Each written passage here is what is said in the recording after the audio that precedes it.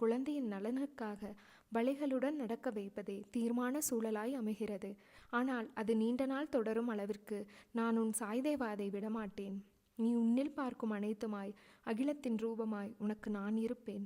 நீ ஜெயமாக நல்ல ஆரோக்கியத்துடன் எல்லா செல்வ வளங்களையும் பெற்று சீரும் சிறப்புமாய் நல்ல பெயருடன் மகிழ்ச்சியான வாழ்க்கையை பெறுவாய்.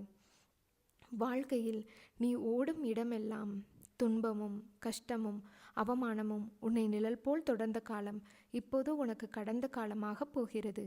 வெளிச்சம் என்ற நிகழ்காலத்தில் நீ பேரொளியாக ஜொலிக்கப் போகிறாய். நீ வெற்றி பெறுவதற்கு என்ன விஷயங்களையெல்லாம் விட்டு கொடுத்தாய்?